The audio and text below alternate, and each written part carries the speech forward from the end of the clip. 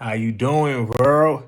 My name is JJ, and I'm your host with African American News Channel. Now, my first story is about a young African American woman who said, "Hold up, we heard about Black Wall Street. We heard about a lot of other major black cities that was booming and doing good before the white people destroyed them. But one city they never talk about is Kendleton, Texas." Watch this video. Now, we've heard of Black Wall Street, we've heard of the Philadelphia bombing, we've heard of many other cities that were stopped after they got to booming. But I want you guys, and I just want to steal a moment of your time to think about the city that never got its flowers. I want you to think about the city that never even got it to that point, because they made sure of it. Kendleton, Texas, only about 45 minutes outside of Houston, Texas, that is, was once, or starting to become, a thriving black populated city in Texas. You see, back in the 1800s, after the slaves was freed, Willie Kendall decided that he was going to sell his property to his property. Well, they wasn't his property no more, that is. And I mean, they sure made sure that they would never be. You see, each of them got together and they bought acres and acres of land for 50 cents an acre. And once they did so, they made sure to keep this land. See, it's 2022 and it's still known as their land. But I want you to take a moment and think about something here, something that is a little evil per se. 45 minutes outside of Houston, but can't even get postal service. 45 minutes outside of Houston and might possibly have to sell your home because you can't find school or work. 45 minutes outside of Houston, and because of your zip code, you aren't really allowed to do much.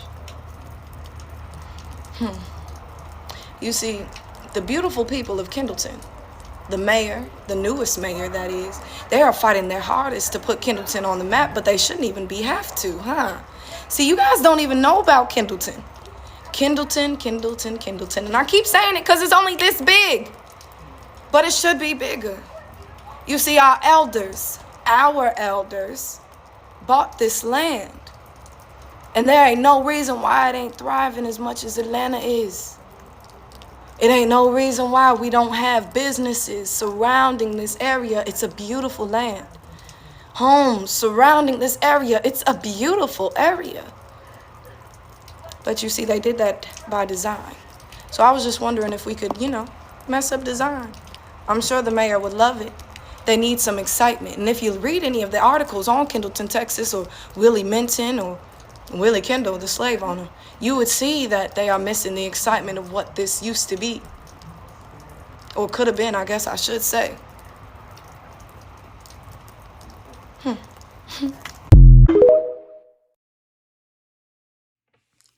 How did you guys like that video? Was she right or was she wrong?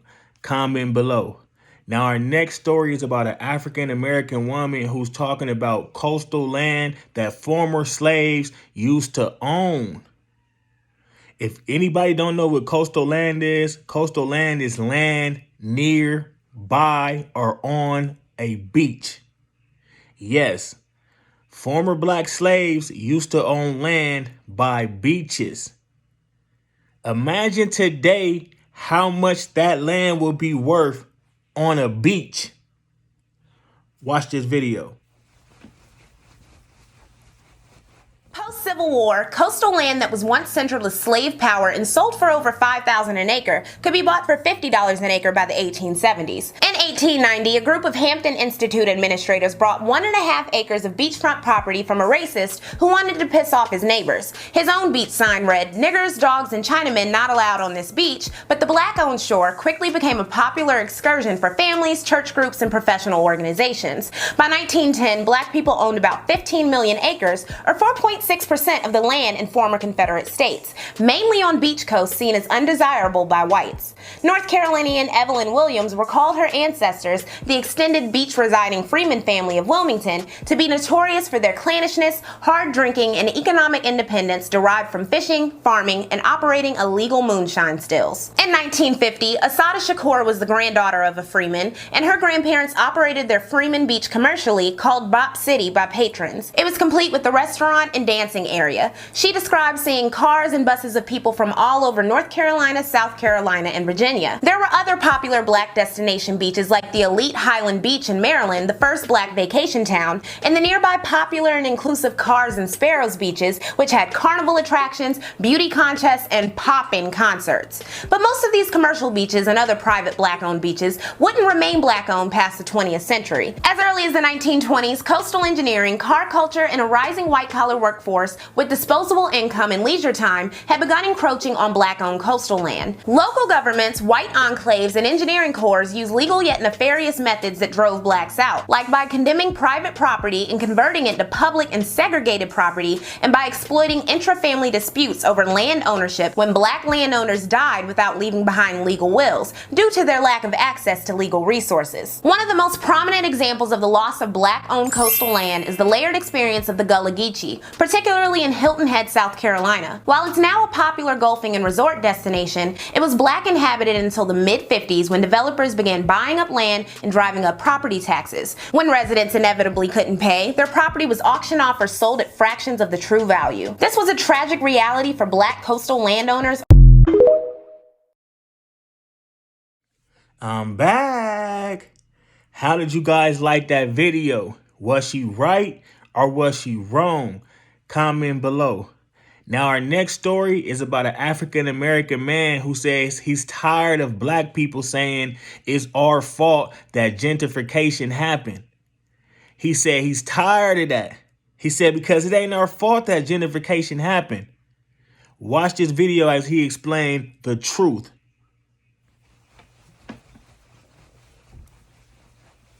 What's going on, familia? So I hear a lot of black people saying that it's our fault that gentrification happens because we didn't own our homes. So let me give you 3 examples of cities and towns across the nation that got destroyed. The first one is Oscarville, Georgia, a thriving black community, a community that had sharecroppers and landowners. Now, a white woman claimed that she got raped. What happened? A mob gathered and decided to go ahead and kill over 150 black people, ultimately allowing and letting the other black people to escape and destroying the city and town. Number 2, Rosewood, Florida. Rosewood, Florida didn't really have that much time. It got built, and within 2 years, history repeats itself, where a white woman claims that she's been raped, and then what happens? The mob, the KKK, gather and ultimately go around killing any black person that they can see in sight, doing the same exact thing, which is where black people start to flee. And last is Seneca Village. Now, a lot of you may know this because Seneca Village really is Central Park. This used to be a black town in New York City that was thriving, again, by landowners, by people thriving in the community. And what happened? Ultimately, they got pushed out of their space. So what does this sound like? It sounds like if you look at history, you can understand modern day gentrification. Because the truth of the matter is that if these type of massacres were taking place today, there would be an uproar. Why? Because we all have our phones and we all got the internet. Back in the day, they didn't have this type of access. So what do? You change it. So instead of there being massacres, you slowly invade and push people out. How did you guys like that video? Was he right or was he wrong? Comment below. Now our next video is about an African American man who says this historical figure right here is one of the number one and one of the best historical figures that nobody talks about. He said everybody talk about Martin Luther King, everybody talk about Malcolm X, but nobody talk about this historical figure, and he's one of the most prominent historical figures. Watch this video. Who's a historical figure that people never talk about? Oh, I have one for this. Now, a lot of people talk about Martin Luther King and Malcolm X, who are towering figures in the civil rights movement. But the person people do not talk about, and he just may be the most important person in that movement, is Bayard Rustin. He is the person who taught Martin Luther King about civil disobedience. He debated Malcolm X about integration. And the March on Washington, which Martin Luther King was just a speaker. As you can see down there, deputy director, the person that organized that event was Bayard Rustin. There he goes with MLK. There he is with James Baldwin. There he goes with Malcolm. Now for the sad part. A lot of reason people don't hear about Bayard Rustin, he was an openly gay black man during that time. And he was fully aware of the stigma that was associated with that at the time, and he did not want to jeopardize the movement. Listen to this story. When Bayard Rustin would go meet with Martin Luther King, he would hide in the trunk of the car because he didn't want his presence to taint the movement. There is a great PBS documentary about him, and if you are not familiar with Bayard Rustin, you should be, because he is a towering figure in the history of America and especially the civil rights movement.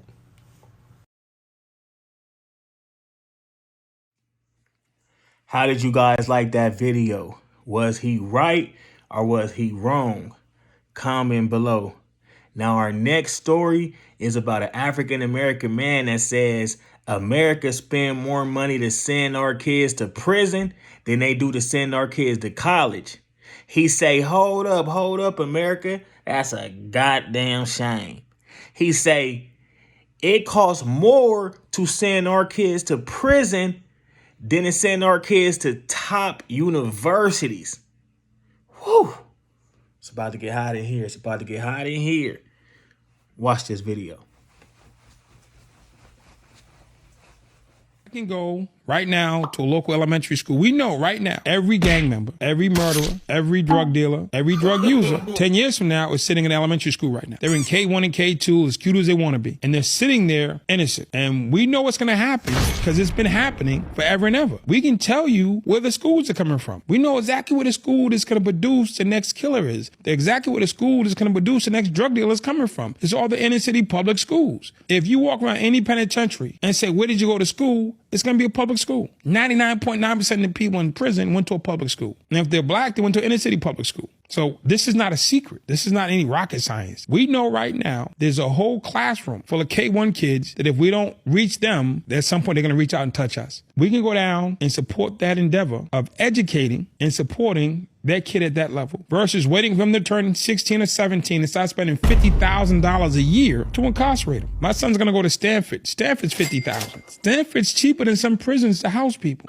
Florence ADX costs more than $50,000 a year. Pelican Bay costs more than $50,000 a year. We're paying more to incarcerate people than it would to put them in college, the best colleges. And we know where they're coming from. They're not coming from Mars. They're not coming from outer space. They come from the inner city, K1s and K2s. I would love to see a group of soccer moms, white ladies from the suburbs, pull up on inner city school and demand that they teach those kids. Go in there and help them. I've been to enough suburbs. Policing works in the suburbs. The education system works in the suburbs. Why can't those who run the suburban schools or have the PTAs and those folks come across the bridge, come across the train tracks? If you're scared of 18-year-old big black guys with machetes, cool. Go to K1 and help them early. Show them that you care. How did you guys like that video? Was he right or was he wrong? Comment below. Now, our next video is about an African-American man telling his experience in a sundown town. Now, for most of you people who don't know what a sundown town is, I'm about to explain to you and tell you what it is. A sundown town is a town in America that don't allow no people of color in that town after dark. Now, if you black and you a person of color, you can work in a sundown town during the day. But when the sun go down, you best to be out that town. For one, because the white folks will kill you. For two, the white folks will beat you. For three, the white folks will hang you, and for 4, the police might arrest you and take you to jail. Police turn a blind eye in a sundown town. Yes, folks, in 2023 in America, we still have white-only towns, and they're called sundown towns. If you want to learn and know more information about sundown towns, Google sundown towns. Watch this video. Yo, let me tell y'all as quickly as I can about my night in a sundown town. Excuse me. Yes, I said that correctly. A sundown town. 2022, a sundown town. For those who don't know what a sundown town is, look it up on Google. But anyway, so I get a load going to a particular city in Texas, and I'm like, okay, well, let me head on over here and drop this off. They're gonna pay me this much. That's perfect. I like that. It's a quick 200 miles, make it quick. You know, whatever the amount was, great, cool. I get there and I look at the exit. I'm like, wait a minute. It took me to exit 861A. For those who don't know, it's a place called Vidor, Texas, Vidor, Vidor. I'm like, uh-oh, I've heard stories. Like pretty much everybody I know in Texas that's black tells me, do not go to Vidor, Texas. I'm like, okay. Yet here I was in Vidor, Texas. My load didn't deliver until this morning. This is from the perspective of yesterday. Didn't deliver until tomorrow at 8. It was like 5:30. So I get to the place. I'm not giving names of companies or anything like that. But while I'm driving to the place, I see trailer parks. I see a bunch of Confederate flags. I saw a doll of a black man. It was just a doll wrapped in a Confederate flag hanging from a tree by its neck. That's the type of stuff I saw in Vidor, Texas, which led me to believe that the reputation was fairly earned. I get there. The security guard says, hey, we got a code red. The guy gets on the phone. It's like, hey, I can't, I don't want to be responsible for this guy's safety. Let me go ahead and find somebody because we stopped taking loads at 4 o'clock. But I'll get somebody over here from the other side of the plant. Tell them to hang on. So I hang on. I'm doing what I got to do. Finally, somebody comes by about 15 minutes later. The guy said, let me hurry up and get you unloaded. He quickly gets me unloaded. And they said, dude, you might want to get up out of here as soon as possible. We're at sundown. You want to leave here now. Don't stop until you at least get to Beaumont. I was like, okay. He was like, no, seriously. I said, well, what about the police? Why aren't the police there? Police turned a blind eye. I was like, okay, well, I'm gonna do what you said. He said, yeah, man, I don't want to see you getting in any trouble. So I went ahead and I took off, headed to Beaumont. I went to the Petro in Beaumont, slept there, and I had my Armalite Rifle 15 with me. Slept with a couple of extra magazines, but I'm safe, y'all. But that was my night in the sundown.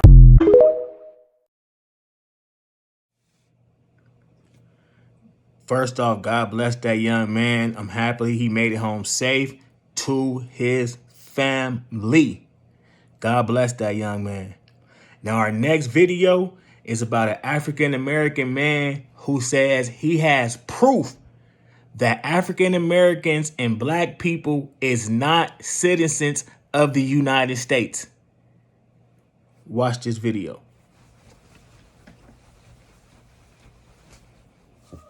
Did you know that black people are not citizens of the United States and the courts don't have to recognize them? These are the proceedings in the debates of the 90th Congress, First Session, Volume 113, Part 12, June 12, 1967. This is page 15641. The 14th Amendment is unconstitutional. In U.S. history, they lie and tell you that after 1868, the 14th Amendment was ratified, which overturned the Dred Scott decision in 1857, I believe. In that Supreme Court case where the Chief Justice said blacks were never meant to be citizens of the United States, the U.S. Congress lied and said the 14th Amendment made you citizens of the United States. But as you see here, Texas rejected the 14th Amendment. So did Georgia, Florida, Alabama, North Carolina, Arkansas, and South Carolina. Virginia rejected it. Louisiana rejected it. Delaware rejected it. Maryland rejected it. Mississippi rejected it. New Jersey rejected it. The 14th Amendment is literally unconstitutional. Now, keep this in mind. These are the proceedings in the debates of the 90th Congress, First Session, Volume 113, Part 12, June 12, 1967. 1967 was the height of the Civil Rights Movement when black people were trying to be citizens of the United States and striving to have their civil rights recognized by the courts of the United States. Meanwhile, book reference, there is no legal technical signification to the phrase colored person which the courts are bound judicially to know. This is where the mistreatment of colored people come from. You're not a second-class citizen of the United States. You're just not a citizen at all, so they have no rights or duty to protect you.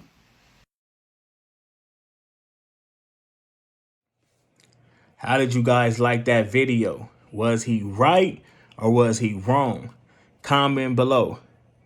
Now, my take on today's videos is that since the beginning of time, white America has been trying to pull us apart. They has been filling our heads up with BS. They has been making us turn on each other. They've been making us not like each other. And they colonized every country, turn it into a disaster, and make people hate on each other. They've been doing this since the beginning of time. If you guys don't see the clues, it's time to wake up and stick together, African American people. We need to stick together in order to strive and overcome this situation that we has been put in way before our time. Way before our time.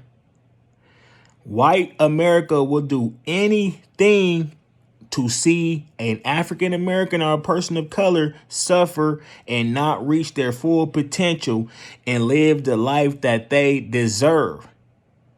By us fighting and going back and forth and hating each other, it's going to remain the same. We need to come together, learn, knowledge, do our research. I always say do research because it's important. And we can figure out what we need to change as people. And I'm not just talking about African Americans. I'm talking about people of color, period. We need to come together because the day we come together will be the day our lives will change. Peace, blessings, and may many of you have a blessed day.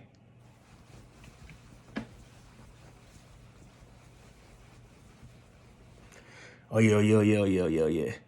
Remember, if you like the videos, subscribe, like, and comment. It definitely helped the channel out. And it will help us to keep on bringing you guys good content and good videos. Now I can do the happy dance. December 1st, 1955, for refusing to stand up on the orders of the bus driver after the white seats had been occupied in the front. And of course, I was not in the front of the bus, as many people have written and spoken that I got on the bus and took a front seat, but I did not. I took a seat that was just back of where the white people were sitting. And in fact, the last seat, and the man was next to the window, and I took an aisle seat, and there were two women across. And we went on undisturbed until about the second or third stop, when some white people boarded the bus and left one man standing. And when the driver noticed him standing, he told us to stand up and let him have those seats. He referred to them as front seats. And when the other three people, after some hesitancy, stood up, he wanted to know if I was going to stand. I told him I was not, and he told me he would have me arrested. And I told him he may do that.